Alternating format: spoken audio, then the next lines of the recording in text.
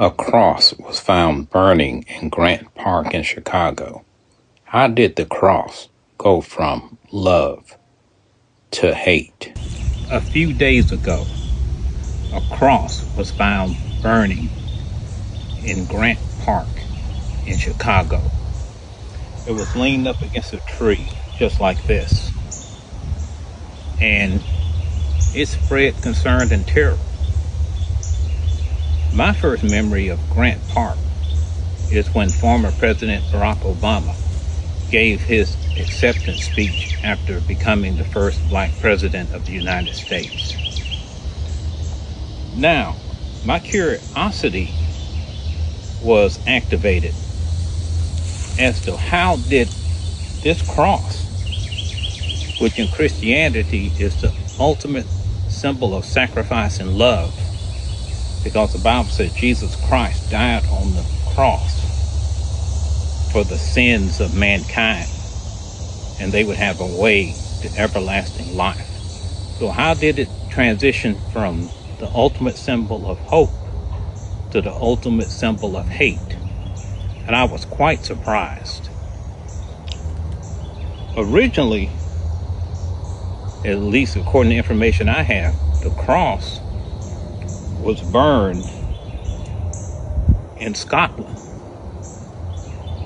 typically placed on a hill to signal to a clan, basically a family, that there was about to be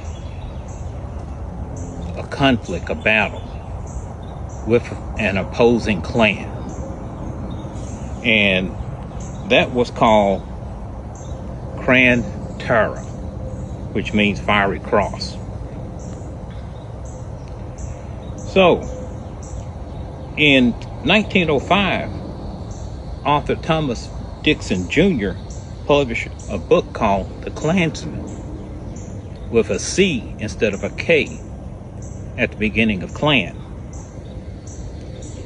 And it was a really deeply racist novel about the Reconstruction era in the United States.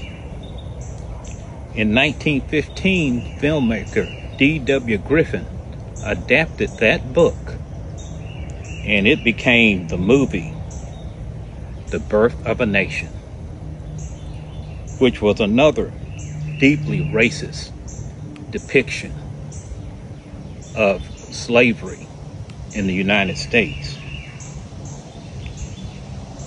But what it did, it claimed falsely that the original Ku Klux Klan burned crosses, and that's where the myth of the fiery cross came from. But they didn't. The original Klan never burned crosses. So in 1915, the Birth of a Nation came out, and it was actually previewed at the White House under President Woodrow Wilson, which caused a lot of controversy. But the film Birth of a Nation inspired a rebirth of the Klan.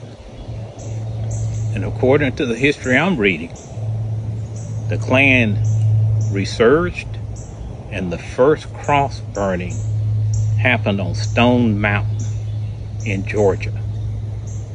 And that's where they set this cross on fire, signaling terror to all the groups they were opposed to. Black people, Irish, Jewish, and on and on and on.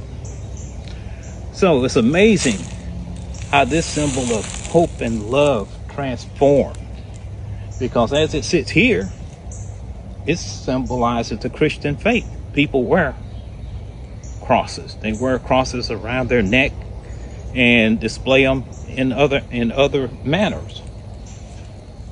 Every Easter, you can see people walking with this cross draped across their shoulders, symbolizing Jesus carrying the cross to the place where he was crucified. But like this cross on fire, it's a symbol of terror. What was this originally? These are 3.5 feet long 2x6 pieces.